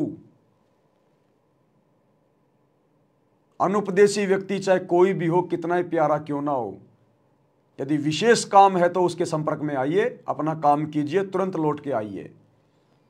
वो आपको बहकाने का प्रयास करेगा, अरे भाई बैठ जा, बहुत दिनों में आया, अरे बच्चों चाय बनाओ रे, तुम्हारे चाचा जी आए। बोले भाई साहब माफी चाहता हूं, समय नहीं है, फिर कभी देखेंगे। निकल लो उसके बोलते बोलते। एक बार अगर बैठ गए तो वो तुम्हें देने वाला कुछ नहीं है। तुम्हारे मेमोरी कार्ड में उल्टी सीधी बातें भरेगा, इधर उधर की बातें, तुमसे झूठी हाँ भरवाएगा। अरे यार वो नहीं है क्या वो फलाना फलाना, अरे बड़ा निकम्मा आदमी यार वो, उसने उसके साथ ये कर दिया। आपसे झूठी हाँ भरवाएगा, आप बैठे बैठे करोगे हाँ हाँ हाँ हाँ हाँ हाँ। निंदा चुगली में हाँ मिला के परमात्मा के दोषी बनोगे, और उसके घर की चाय पी के, उसके घर का पानी पी के पाप के भागी बनोगे, क्योंकि वो अनुपदेशी है। उसके ऊपर तो 3 लोक का भार चढ़ा हुआ है, पाप कर्म है उसके। हम उसके घर का पानी पिएंगे तो भी हम उसके कर्म बंटवा रहे हैं, उसके घर का खाना खा लिया तो भी हम उसके पाप कर्म खा रहे हैं। इसलिए मालिक कहते हैं दुनिया से ती दोस्ती पड़े भजन में भंग, एकाएकी राम से या साधु के संग। एकाएकी राम से यानी अपने गुरुजी से लगे रहो। एकाएकी राम से मोबाइल में सत्संग चला दिए, सुन लिए, अपना काम कर रहा है, नहीं तो अपना लेट रहा है। एकाएकी राम से अपनी आरती कर ले, सुमरन कर ले, सत्संग सुन ले, कोई शब्द गा ले, या साधु के संग, या अपने किसी भगत भाई बहन के पास चला जा अगर फ्री है तो, अगर कोई आस पास में है तो, या किसी भगत भाई बहन से मोबाइल पे अपनी बातें हो गई, परमात्मा की चर्चा हो गई। तो कहते हैं भगत ने इस कदर अपने भक्ति जीवन को जीना है, सफल करना है। इसलिए परमात्मा कह रहे हैं इस वाणी में, कबीरा दुनिया से ती दोस्ती ओए भजन में भंगे, एका एकी राम से कैसा साधु के संगे। बिना सत्संगी के पास बैठने में भी आपको पाप लगेगा, आपका भजन भंग हो सकता है। तो इसलिए बताया, या तो अपने सत्संगी दौरा जा बैठे या फिर अपना नाम पर लगा रहे। अगर आप किसी दूसरे के पास बैठोगे हुक्का पाड़ पे, तो जान देने का लो पी लो न मेरे यार, तो कहेगा ना मन तो छोड़ दिया, क्यों क्या हो गया भाई, नाम ले लिया, ओ तुरे सोचू खा कर बिल्ली न गया आज करन चाली। हो गई ना वो गलती। वो जगत वाले तो जबरदस्ती करेंगे। गुरुजी के दोनों लड़कों ने तो मना भी नहीं किया। जब जगत वाले उसके गले में माला डालने लगे तो गुरुजी के लड़कों ने तो मना भी नहीं किया। अगर मान लो वो मना भी करते कि नहीं नहीं भाई अब माला नहीं डलवाएंगे, क्यों, अरे हमारे गुरुजी के नियम है भाई, माला डलवाना पूजा में आता है और हम ठहरे जीव। अरे यार क्या फर्क पड़ा है, देखियो नेताजी ने माला डलवा रखी, मैंने डलवा रखी, ये सोचू ये खा के बिल्ली कहें हज करण चाली, ले ले ले जबरदस्ती डाल देंगे। लेकिन यहां तो गुरुदेव के दोनों बेटों ने मना भी नहीं किया, हंसते हंसते अपनी गर्दन नीचे कर रहे हैं कि डाल दो काल की फांसी मेरे गले में, डालो काल की फांसी, और दोनों ने डलवा ली। इसलिए गुरुजी मना करते हैं साध कि दुनिया से ती दोस्ती पड़े भजन में भंग। अब पड़ गया ना भजन में भंग। खैर इनकी तो पहले से ही सैकड़ों मर्यादा टूटी हुई है। ये तो जब से भक्ति से लगे हैं तभी से इनकी मर्यादा नहीं है, अब क्या नई मर्यादा टूटेगी। लेकिन गुरुजी के सत्संग के अनुसार ये उदाहरण है, गुरुजी का वचन गलत नहीं हो सकता। इन्होंने दुनिया से दोस्ती निभाई, जबरदस्ती जाकर वो जाटों की धर्मशाला बनवाई अपने जाट भाइयों की। इनमें जातिवाद इतना अंदर तक समाया हुआ है। क्या मतलब था उन अनपदेशियों की धर्मशाला बनवाने का, संगत का पैसा और बर्बाद कर रहे हो तुम वहां पर। ये जबरदस्ती की यारी दोस्ती निभाई, यारी दोस्ती निभाई तो देखो कैसे फिर काल कर्म फोड़ता है। सबसे पहले तो कर्म फोड़ दिए, करोड़ों रुपया जाट धर्मशाला बनवाने में लगा दिए भक्तों का ज्योति पाठ और दान का। खुद के तो फोड़े से फोड़े, बेचारी संगत के भी फोड़ दिए, क्योंकि पैसा तो संगत का, ज्योति पाठ का। उसके बाद उसके उद्घाटन पे गए, गले में माला डलवा के अपना सम्मान करवाया, अपनी पूजा करवाई, वो गुरुजी की मर्यादा तोड़ दी। भाई और बहनों, ऐसे परमात्मा हमें सावधान करते हैं, और उदाहरण आप जी देख ही रहे हो साथ साथ में। यानी 36 ताने मारेगा और फिर नो कहेगा भाई काल न तो रोटी भी छुटवाओगे तेरी, यो नारायण सत्संग देखा। तो आपके मन में विक्षेप हो सकता है, 1 दिन में, 2 दिन में, 3 दिन में तो जरूर अपना रंग वो चढ़ा के मानेगा। तो इस करके उड़ा बैठे नहीं उस दौरे, अपना सत्साहिब कर उठ कर चलता बना। कोई प्रेमी दौरा बैठे, प्रेमी नहीं है तो अपनी कैसेट ला ले, कैसेट भी नहीं है तो अपना नाम सुमन लाग जा, खेत में चला जा, घूमे जा, भजन करें जा, अपना डोला पर हंडे जा, वैसे बैठ कर कर ले जा, डेके में धूप में कोठड़े का गए अपनी चारपाई ना कर। तो कहते हैं कबीरा रसरी पाँव में के सोवै सुख चैन, यो श्वास नंगारा कूच का तेरा बाज रहा दिन रहने। परमात्मा कहते हैं कबीरा रस्सी पाँव में तू के सोवे सुख चैन, कि तेरे पैरों में तो काल की रस्सी पड़ी हुई है और तू मस्ती में है, तुझे मर्यादाओं का कोई ख्याल ही नहीं है, गुरुजी के वचनों का तुझे कोई डर ही नहीं है। कहते हैं बेटा क्या सो रहा है, अभी तू 21 ब्रह्मांड में बैठा है, सतलोक में नहीं है, जो तू इतना खुल के मर्यादाओं को हल्के में ले रहा है। इस काल में फंसाते हुए 1 सेकंड भी नहीं लगती, 1 सेकंड भी। तो भाई और बहनों, जिन्होंने सतलोक जाना है, क्योंकि सत्संग उनके लिए किए जाते हैं, मर्यादा उन भक्तों के लिए होती हैं जिनको सतलोक जाना होता है। तो जिन भगत भाई बहनों ने सतलोक जाना है, वास्तव में अगर प्रधानमंत्री भी आपके घर पे आके आपको दंडवत प्रणाम करे और कहे कि भाई मैंने बीड़ी पीनी है, माचिस नहीं मिल रही है, एक माचिस दे दे, बोलो भैया खाना तैयार है, नहीं तो करवा देंगे, भोजन भंडारा करना तो कर ले, और माचिस के लिए भाई साहब दोबारा हमारे पैरों में मत पड़ना।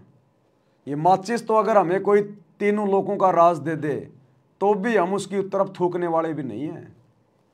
ये कुकर्म करने के लिए माचिस नहीं देंगे, बुराई करने के लिए नहीं देंगे। तने खाना बनाना है, तने सर्दियों में हाथ सेकने हैं तो माचिस ले जा, 2 ले जा, लेकिन बीड़ी सिगरेट पीने के लिए माचिस नहीं देंगे, उल्टे काम करने के लिए कोई चीज़ नहीं देंगे। हमने तो इस कदर यहाँ पर दृढ़ और सावधान रहना है, फिर परमात्मा पीठ पीछे खड़ा रहेगा, पीठ पीछे।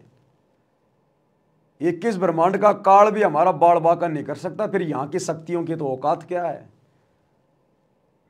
क्योंकि हमारे को समर्थ का साथ है, सबका रिमोट समर्थ के हाथ में, वहीं जाम कर देगा वहीं। जैसे गरीबदास जी एक समय अपने घोड़े को लेके और कहीं जा रहे थे, तो रास्ते में उनका घोड़ा बिदक गया, घोड़ा बिदक गया उनका।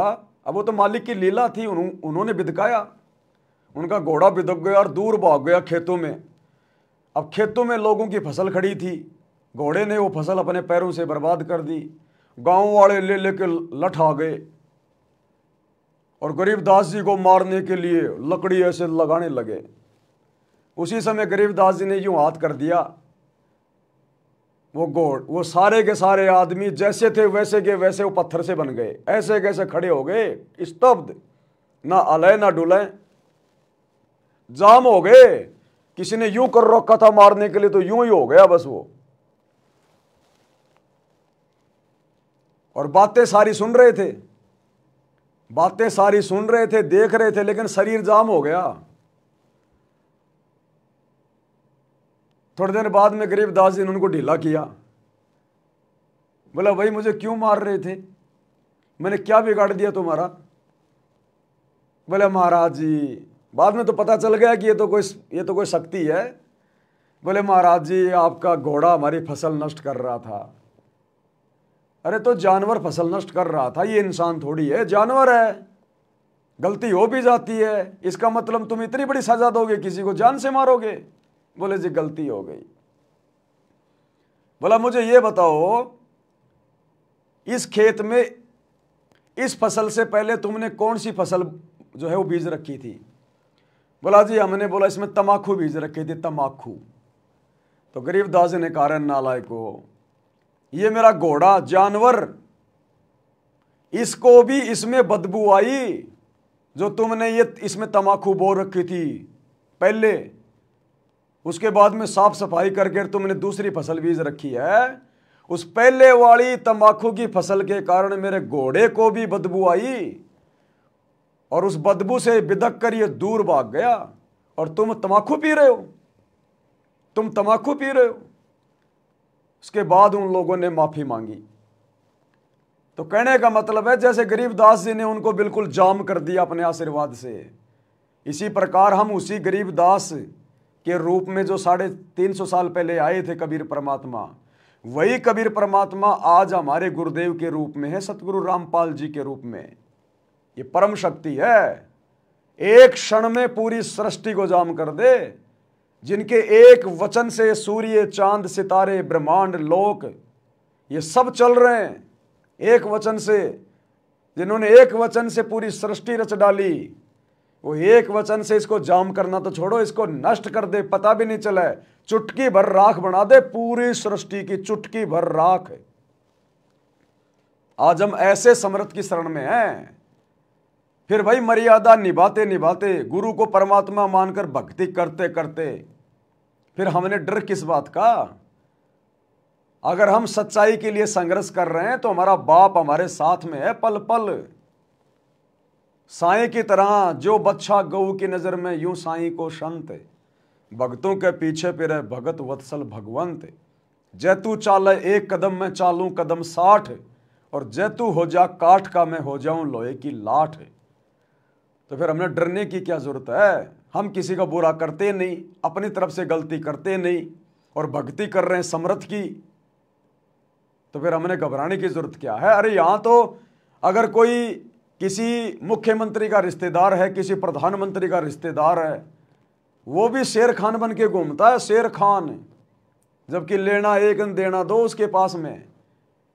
बस इसी बात को लेकर कि मेरा मामा सीएम है, ओ मेरा ताऊ जी विधायक है, इसी बात को लेकर वो फूले फिरते हैं। पुलिस वालों से भी पंगे लेने से नहीं डरते वो।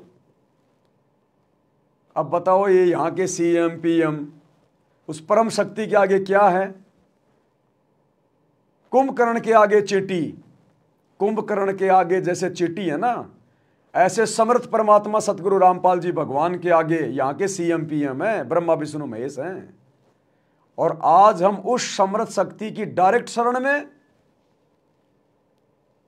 तो भला फिर हमने डरने और घबराने की जरूरत क्या है? डरता और घबराता हुआ जो गलत करता है, जो गुरु की मर्यादा तोड़ता है, फिर गुरु साथ नहीं देगा भाई, चाहे तू कितना ही प्यारा है, फिर गुरु तेरा साथ नहीं देगा, फिर तो चोट खानी पड़ेगी जो गलती कर दी वो। तो इस प्रकार भाई और बहनों, आप सभी भाई बहनों ने अपने गुरुदेव की मर्यादाओं को, उनकी भक्ति को प्रथम महत्व देकर आगे बढ़ना है। हम सतलोक में रहते थे, वहां कोई कष्ट नहीं था। जब इंसान को कोई कष्ट नहीं होता, फिर इसको बकवाद भाती है, ये आत्मा अब ऐसी गिर गई। और जिसको कोई कष्ट है, जैसे शरीर में है या परिवार में है या कोई धन संपत्ति का अभाव है, तो इसका किसी चीज में रुचि नहीं रहती, दुखी रहता है, ना बकवाद भाती। लेकिन परमात्मा सुख सागर है, इसकी शरण में आने के बाद फिर दुख नहीं रहता। और थोड़ा बहुत कष्ट ये स्वयं रखता है कि इसकी अकल ठिकाने रही रहे। थोड़ा बहुत कष्ट गुरुदेव कह रहे हैं ये परमात्मा खुद भी रखता है। इसलिए जो भगत भाई बहन नाम उपदेश लेने के बाद भी अगर किसी कारण से किसी कष्ट में हैं, कोई परेशानी है, कोई बाधा है, तो उन भगत भाई बहनों ने मन में शंका उत्पन्न नहीं करनी चाहिए, शुक्र मनाना चाहिए। कि मैं आध्यात्मिक डॉक्टर की शरण में हूं और डॉक्टर को पता है कि मेरा रोग क्या है, कब कटेगा, कैसे कटेगा। तो ऑपरेशन जारी है, इलाज जारी है। हमने डॉक्टर की रजा में राजी रहना चाहिए। यदि किसी का कष्ट इतना जल्दी हल्का नहीं हो रहा है तो इसमें भी गुरुजी की विशेष दया, विशेष रजा है। यदि आप मर्यादा में हैं, आपने विशेष कोई ऐसी मर्यादा नहीं तोड़ी है। देखो, मर्यादा तोड़ेंगे तो कष्ट ऑटोमेटिक आएंगे, वो तो हमारी अपनी गलती के आएंगे। और यदि मर्यादाओं में रहते रहते भी यदि आपके ऊपर कष्ट है, भक्ति करते करते भी, तो फिर ज्ञान को आधार बना के उस कष्ट को हल्का किया जाएगा कि मेरे गुरुजी को पता है कि ये मेरा कष्ट उन्होंने कब काटना है। वो अंतर्यामी है, उसको मेरे भविष्य का पता है। वो तो मुझे आज ही सुखी कर दे, आज ही। लेकिन उसको पता है कि यदि आज ही इसको सुखी कर दिया, ये 4 दिन बाद ही बकवाद करने लग जाएगा, ये भक्ति से दूर होके बैठ जाएगा, ये भक्ति को हल्के में लेने लग जाएगा। क्योंकि मालिक कहते हैं ज्ञान संपूर्ण हुआ नहीं, हृदय नहीं छिदाए, और देखा देखी भक्ति का रंग नहीं ठहराए। अरे 650 साल पहले परमात्मा तुरंत लाभ दिया करते थे और हम लोग बकवाद करने लग जाते थे, बकवाद करने। एक बार गुरुदेव ने बताया कि काशी में एक कोडी आया, किसी के कहने से सुनकर कि वहां जाते दुख दूर होते हैं। वो कोडी जिसके पूरे शरीर पे फुंसियां, मक्खियां भिनभिनारी, मवाद आ रही, बदबू मार रहा, वो मालिक की शरण में आ गया। बोला परमात्मा बहुत दुखी हूं, बहुत परेशान हूं। बोला भाई भक्ति कर, भक्ति से दुख कटेंगे भाई। बोला जी भक्ति तो नहीं होती, ये दुख भक्ति करने नहीं देता। तो परमात्मा ने कहा कि और कितने हैं तेरे जैसे? बोला जी काशी में तो बहुत हैं। कितने? बोला जी 360 हैं, क्योंकि उसने सब गिन रखे थे। अब एक गांव में कोई शराबी है, आप उससे पूछ लो कि इस गांव में और कितने शराबी हैं, वो अपनी पार्टी के सभी लोगों का एड्रेस रखता है। बोला जी 360 हैं, तो बोला सबको ले आ। अब वो तो गया और सबको इकट्ठा करके आ गया दूसरे दिन। अब परमात्मा ने उनके दर्द को देखकर और सबको परमात्मा ने आशीर्वाद देके तुरंत ठीक कर दिया। 2-4 दिन में बिल्कुल उनका कोड साफ है। अब गुरुजी बता रहे हैं कि 2-4-5 दिन तक जब तक उनको वो दर्द था तब तक तो वो सत्संग में आते थे, सेवा पानी करते थे। और जैसे उनका वो रोग ठीक हुआ, बिल्कुल स्वस्थ, उसके बाद तो कोट पैंट पहन के आने लगे, बढ़िया बढ़िया कपड़े पहन के, और जवाई की तरह आके बैठने लगे सत्संग में। और कोई कह दे भगत जी वह सेवा कर ले, क्यों तू कर ले। इसलिए सतगुरु रामपाल जी भगवान को पता है, क्योंकि 650 साल पहले यही भगवान आया था। और ये हम नीचों की हर प्रकार की हरकतों से, गलतियों से, हमारी आदतों से परिचित है। इसलिए वर्तमान में ये परमात्मा जानबूझ के हल्का फुल्का कष्ट रखता है। अब वो कष्ट इसलिए भी रखता है कि हो सकता है अभी हमें ज्ञान नहीं है। अगर सुखी कर दिया तो बिना ज्ञान के हम गफलत करना शुरू कर देंगे, और परमात्मा चाहता नहीं कि मेरे बच्चे मेरे से दूर हो जाएं। इसलिए वो अभी आपको पूरा सुख नहीं दे रहा, हल्का फुल्का दुख दे के रख रहा है, ताकि ये सत्संग में आता रहे दुख के बहाने। या फिर परमात्मा को पता है इस बात का कि इस आत्मा के पाप कर्म कितने हैं और किस प्रकार से इसका इलाज करना है। क्योंकि हॉस्पिटल में जाने के बाद तो डॉक्टर को पता चलता है कि सर्दी जुकाम किसको है, कैंसर जैसा रोग किसको है। तो भाई सर्दी जुकाम वाला तो 4 दिन में भी ठीक हो जाएगा, और कैंसर वाले को भैया 2 साल भी लग सकती हैं। अब वो ये ना कहे कि देखो जी वो मरीज मेरे साथ में आया था, वो तो 4 दिन में छुट्टी लेके गया, मेरे को 2 साल हो गए, काहे का डॉक्टर है। अरे भैया उसको रोग भी तो हल्का था, उसके पाप कर्म भी तो हल्के थे, और तेरे नालायक युगों युगों के पाप कर्म जमा हो रहे हैं, युगों युगों के पाप कर्म। अब एक तो कपड़ा थोड़ा सा मैला है, वो तो पानी और साबुन लगाने से साफ हो जाए, और एक किसी जो है मैकेनिक का कपड़ा है वो पूरा का पूरा काला हो रहा है, तो भैया उसको तो फिर ड्राई क्लीन करवानी पड़ती है, और ड्राई क्लीन करने वाला 2-3 दिन लेता है।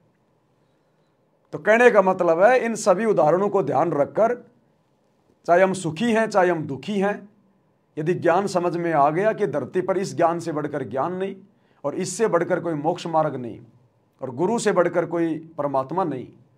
तो फिर हमने अपने गुरु की रजा में राजी रहना चाहिए कि परमात्मा दास ने स्वयं को आपके चरणों में समर्पित कर दिया है। हे मालिक, मैं आपका मरीज, जन्म और मरण का रोगी, आप मेरे डॉक्टर। परमात्मा जैसा आप चाहो वैसा करना। यदि मैं बकवाद भी करूं तो परमात्मा मेरी मन की बातों को ना सुनना। आप अपने दास की मन की बातों को ना सुनना परमात्मा, नजरअंदाज कर देना। जैसा आप चाहो परमात्मा वैसे ही अपने दास को भक्ति पे रखो। तो सतगुरु भगत की इस प्रकार की सोच से कि इसने दुखी होते हुए और अपने गुरु में कोई दोष पैदा नहीं किया, उल्टा अपने गुरु जी से प्रार्थना कर रहा है, मिन्नतें कर रहा है, तो गुरु फिर प्रसन्न होगा।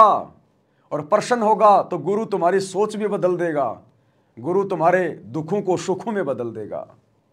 और जो कष्ट तुम्हारा 2 साल बाद कटना था, परमात्मा उसको साल भर में काट देगा, साल भर में। तो इसलिए हल्के फुल्के दुख परमात्मा खुद भी जानबूझ के रखता है। खुद परमात्मा कहते हैं अपनी वाणी में कि भाई सुख के माथे पत्थर पड़ो जो नाम हृदय से जाए, और बलिहारी उस दुख के ऊपर जो पल पल नाम रटाए। कि भगत ने तो उस दुख के ऊपर दुखी नहीं होना चाहिए, ज्ञान को आधार बना के चिंतन करना चाहिए कि ये मेरे ऊपर जो दुख है ना, ये मेरे से भक्ति करवा रहा है, भक्ति। आज इस दुख के कारण मेरे को पल पल परमात्मा याद आ रहा है, पल पल।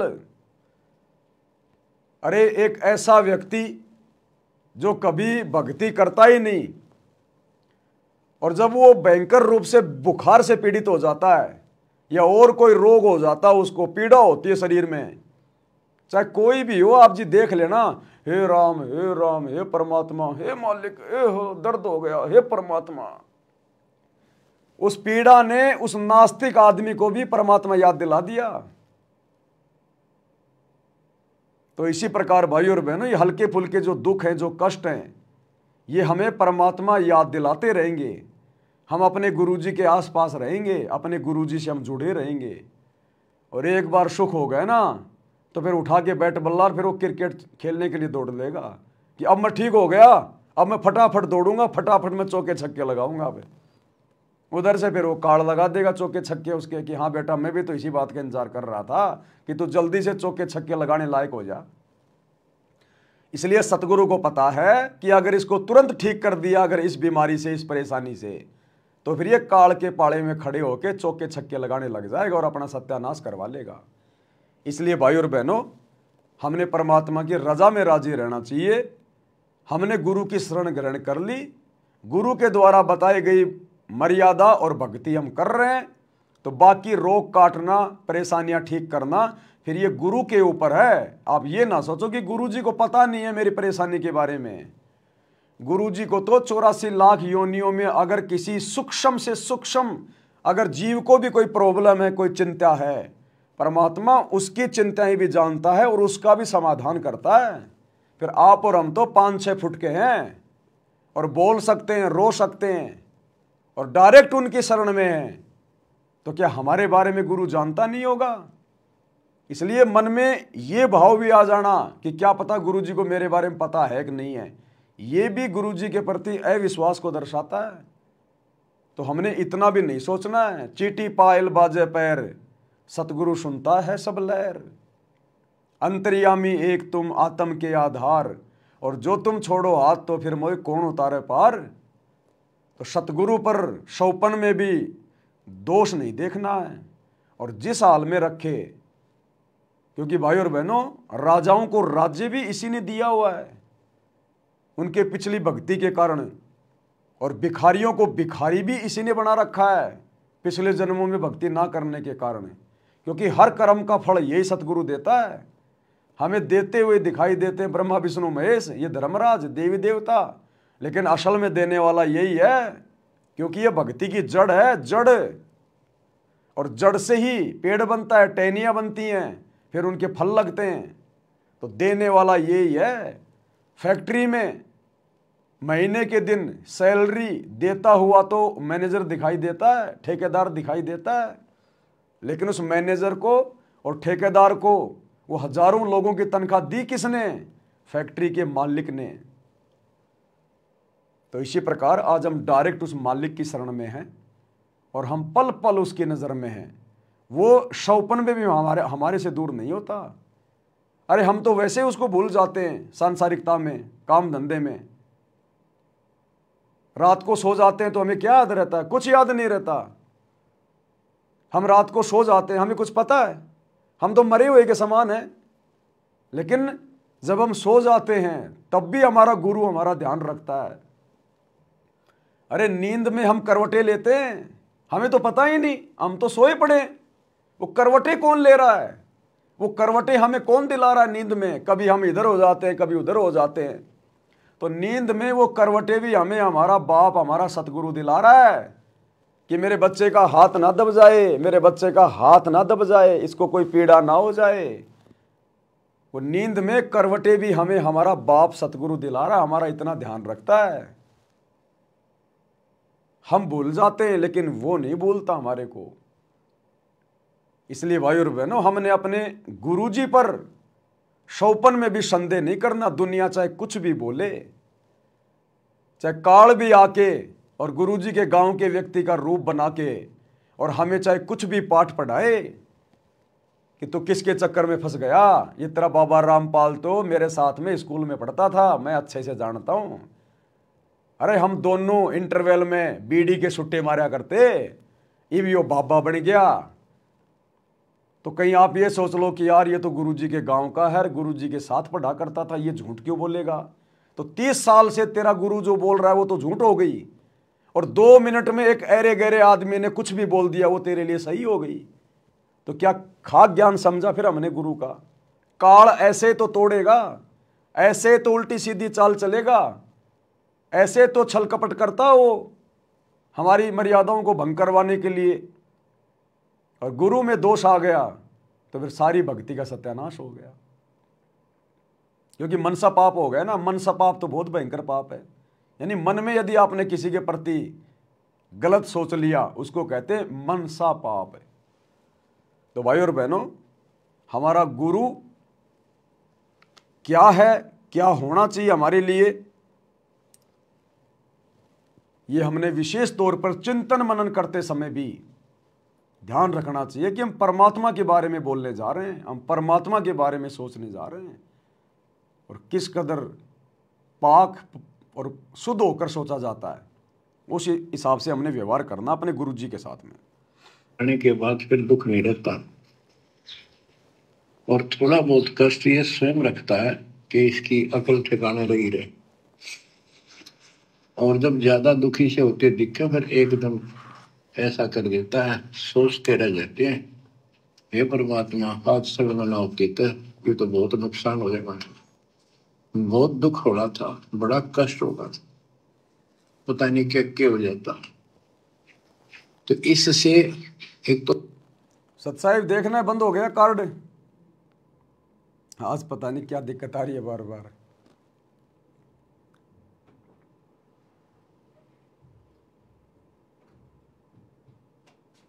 देखना क्या हो गया, कार्ड बंद हो गया, लाइव क्या आ रहा है? लाइव तो शायद चल रहा है, कार्ड क्वाड तो नहीं भर गया? फिर लाइव चल रहा है, बंद हो गया? चल रहा है। अब आ गई स्क्रीन, आ गई। क्या प्रॉब्लम हो गई थी? कैमरा हैवी है ना थोड़ा, फिर डायरेक्ट पावर में लगा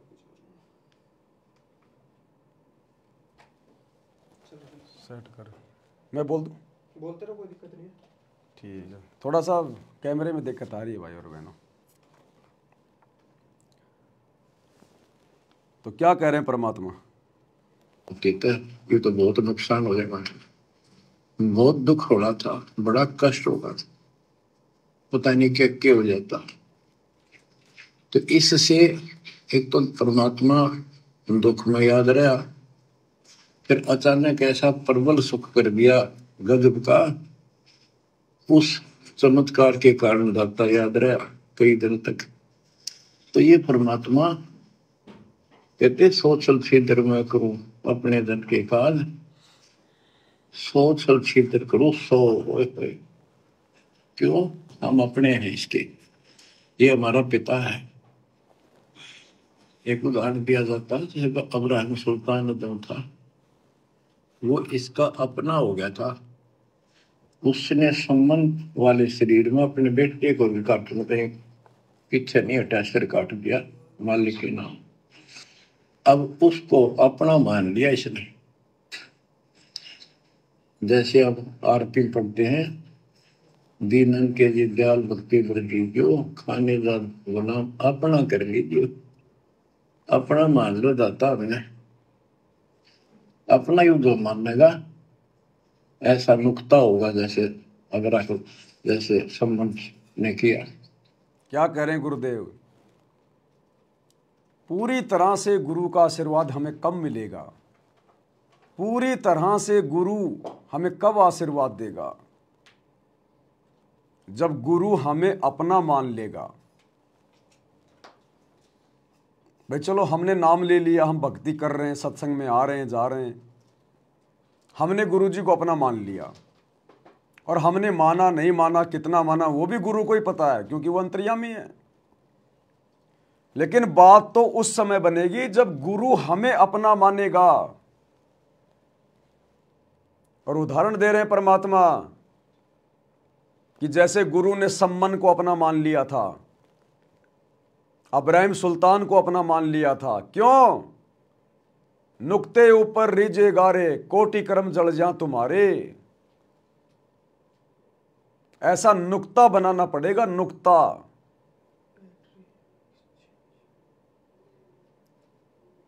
दोबारा फिर हो गया। किसकी बैटरी में? तो अब कहां से लगेगी बैटरी है एकदम से इसमें? इसको लाइट में लगा ना, डायरेक्ट लाइट में लगा दिया। वैसे चल रहा है, लेकिन रिकॉर्डिंग चालू कर रहे हैं ना, तब बंद हो रहा है बस।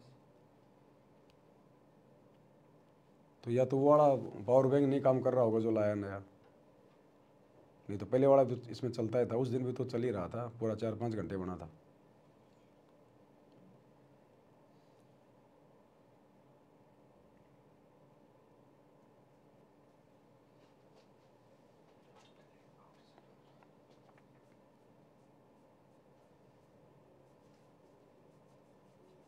रुकना पड़ेगा क्या?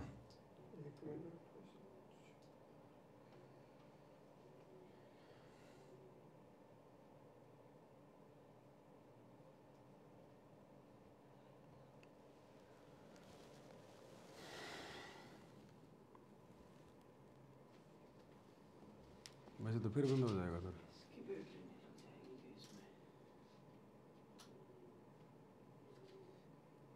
छोटी होगी एक,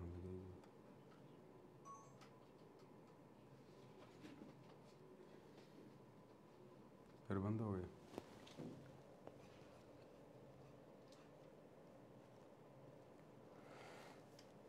डिस्कनेक्ट कर देते हैं फिर लाइव को एक बार, हैं?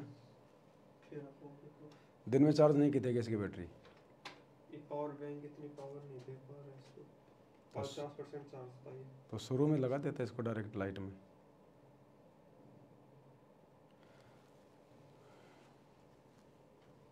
चल एक बार मैं लाइव को डिस्कनेक्ट कर रहा हूँ, फिर दोबारा लाइव आ जाएंगे, थोड़ा एक चार्ज हो जाएगा तब तक। अभी टाइम क्या हो रहा है? 4 बज गए ना, 4 बज गई। आधे घंटे बाद फिर लाइव आ जाएंगे एक बार। सत्साई भाई और बहनों, कैमरे की थोड़ी बैटरी डिस्चार्ज है, बीच बीच में डिस्टर्ब करेगा। तो अभी हम विशेष संदेश नंबर 7 पर 7 मिनट तक आ चुके हैं।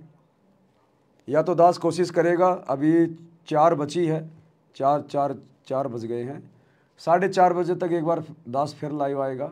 समय हो तो जुड़ जाना। तो 4:30 बजे दास कोशिश करेगा, नहीं फिर रात को 8 बजे जीने की राह पे वीडियो बनेगा, फिर कल ही बात बनेगी। तो कोशिश करेंगे एक बार 4:30 बजे जुड़ने की। बंदी छोड़ सतगुरु रामपाल जी भगवान की जय हो। भाई जो गुरु वचन पे डट गए, कट गए फंद 84 के, कट गए फंद 84 के, कट गए फंद 84।